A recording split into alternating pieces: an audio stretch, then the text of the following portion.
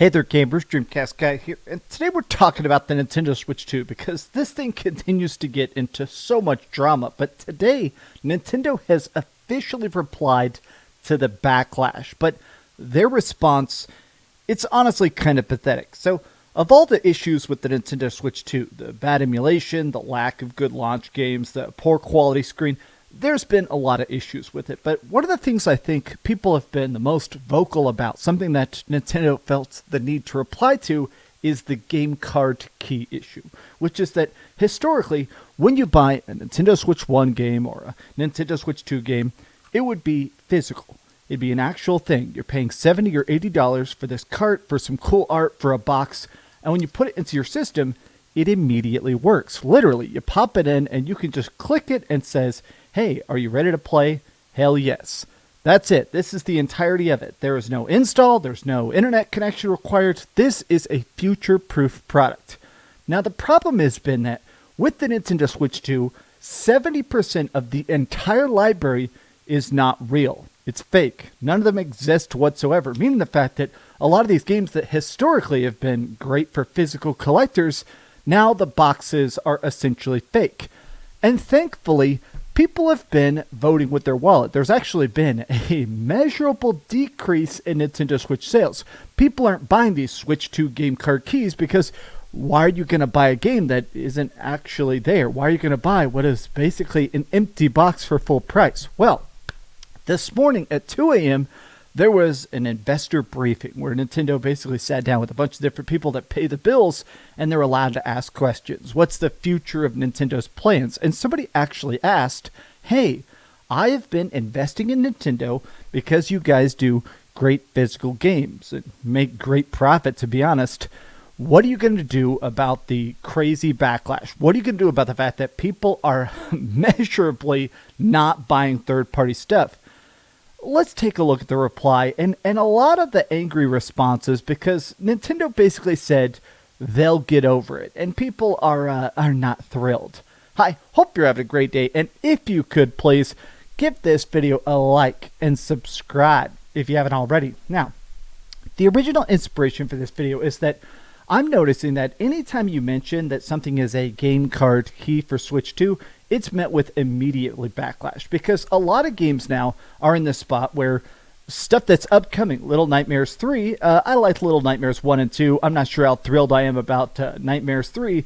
This game is physical on Xbox, it's physical on PlayStation 5, and it is a game key card only on the Nintendo Switch 2. And what are all the replies? Basically people saying, great, no thanks, no thanks, waste of plastic, waste of cards. So what is this? Why is it that these things are being met with such instant backlash? I think it's the fact that a lot of people are annoyed that everything before this, historically, Nintendo have been the kings of physical. Like you can say you like Nintendo Switch because it has the controller you enjoy or the screen you enjoy or you like playing on the go, but I do think that a big part specifically that a lot of people have attached to is that sense of physical ownership. I can buy a game, I can put it on my shelf, and it exists. It exists forever. I can play it, I can love it, I can pop it in and just enjoy it. Nobody has to worry about online servers or server crashes or connectivity. You can just pick it up and play it anytime, anywhere. That is a good benefit. That is an undeniable benefit that now Nintendo with the Switch 2 has decided actually it doesn't matter. Now, Nintendo was asked about game key cards at the Nintendo Annual Shareholders Meeting. One question mentioned they often hear third-party games do not sell well on Nintendo hardware and expressed concerns about game key cards, calling them a half-baked solution and not very appealing. They asked whether the game key card will deter people from third-party games, and Nintendo's response, I've seen people translating it a couple different ways. They phrased it in sort of a very prim and proper way, but basically they said that, hey, we have adopted game card keys because the storage capacity is larger than that of the original Nintendo Switch, and they'll continue to make efforts that third-party software is able to sell. Now, this is a stupid non-answer. They're basically saying these games are just too damn big. Again, this is definitely provably a lie. Now, the way this worked is that on the original Nintendo Switch, something they did that was undeniably a very smart move is that there were different sizes of carts, and they would cost a different amount of money. So, like this here, what I held up here, Grandia 2 collection, this is not a very, very big cart. It's actually a pretty tiny cart. So because of it, you could get a 12 gig, a 36 gig, a 64 gig. And basically, that made it where your company could specifically order the cart that was the correct size, meaning that it was cheaper to produce, basically. Instead of always buying the biggest, heftiest cartridge for the highest price, you could buy the exact one to fit your needs. Whereas with the Switch 2, there's one cart size, and it's pretty damn big, but basically they're saying, if we're afraid it's not going to fit, we don't even try to get it to work. We just go, oh man, this is a really big HD game. Nintendo Switch 2 graphics are way better than Nintendo Switch 1 graphics. We're not even going to bother trying to put it on the cart. And a lot of people, from what I saw in the replies, people are like, bro, this is such a cop-out answer. None of the game collectors want game key cards. I hope third party realizes that they'll have lower sales going forward with these key cards. If they choose to boohoo for them, their loss. A lot of people are like, okay, this is the thing, is that a lot of people are extra annoyed, and this guy brings up a great point. The internal storage of the Nintendo Switch 2 is, I think, 6 times bigger than the Nintendo Switch 1. And they basically said they did that because this is like the default storage. I haven't bought like a memory card or anything yet, but they basically said, because so many of these games are going to have to install, you're going to want to have that big extra beefy storage to actually hold the games, right? But a lot of people are annoyed because what that basically means is that all those game card keys, they're installing on this. So it's like, okay, so either my storage is always going to be full because I'm never going to be able to just pop in a key and play it, or I have to pay a lot more to get a premium actual physical game.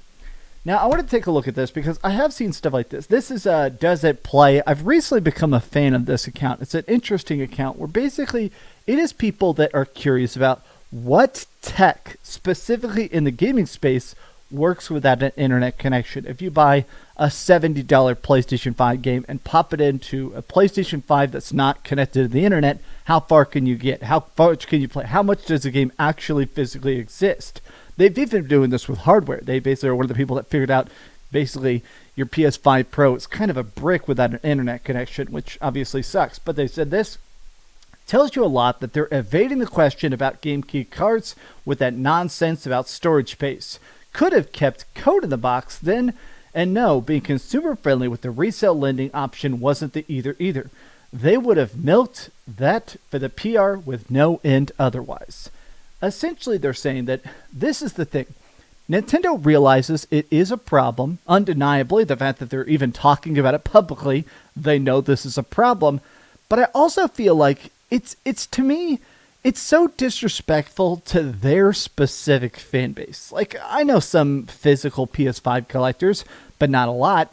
Whereas I know multiple people with massive Nintendo Switch collections. Specifically, there are people that say, yeah, I'll buy something digitally on sale on my PlayStation 5 or on Steam because I want to play it with good graphics, but something for my shelf, something that actually looks cool that I can hold forever, I'm always going to double dip and buy it physically on Nintendo Switch. Without that actual physicality, a lot of people are like, okay, then why am I buying any Switch games, right? Genuinely frustrated by the whole situation, but I'll stick to what I've always said. If it's on the OG Switch, I'll buy that version because at least I know it's on the cart. Games like Rune Factory and Cyberpunk, I'll happily support. Now, basically, these are two of the games that are actually physically on there, and this is a thing some people have noticed. With a couple games now, like Raidu Remastered, there is a physical version on Nintendo Switch 1, and there's a digital key card for the Nintendo Switch 2. This is baffling. It shows the fact that Nintendo clearly has just lost the plot. The only efforts they need to make right now is smaller cartridge sizes. I seriously do not understand how the only option they have is that 64 gig cartridge when most games I see don't even go to nearly half that high. If this doesn't change, I think they're about to get a bunch more dire soon. I think Nintendo has put themselves in a strange position where clearly the idea of the Nintendo Switch 2 is to just maximize profit in my opinion, in the laziest way possible. Not that I'm saying it's the worst device, but I mean the fact that this is the least creative Nintendo thing ever. It is a straight upgrade. It's got bigger Joy-Cons, bigger screen, better graphics, right? That's it. It's nothing creative, nothing super changing the wheel. They're just straight up trying to do it. And in their effort to do the safest, normalest, most profitable thing, I think that's also what's happening with these game key cards.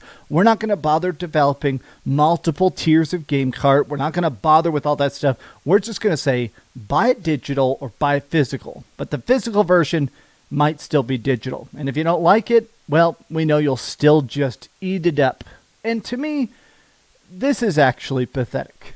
The Nintendo Switch key card problem, I do think, is an actual problem. And I'm not sure how long it's going to take them to fix it. The fact that games that are coming out in October are already being announced as game key cards, I don't think this is a problem that's going to get fixed until the earliest of 2026.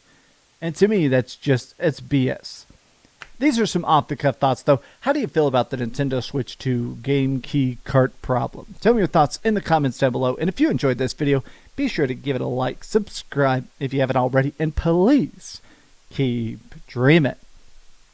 I'll be honest, I'm super annoyed. Anytime I get a game that's digital on a physical cart, it feels like you're being scammed. I miss stuff like this. It's a physical box with an actual instruction booklet and little stickers. I'll be honest, I will pay way, way, way, way more for an actual thing. God, this even has flip art, so I have an alternate cover. Remember when games were physical? Ugh. Thanks so much for watching that video. If you want to see something else, you can always click this link to see what I put up last, or, subscribe and see what's coming up next. Also, I promise that whatever I do, it'll try not to suck.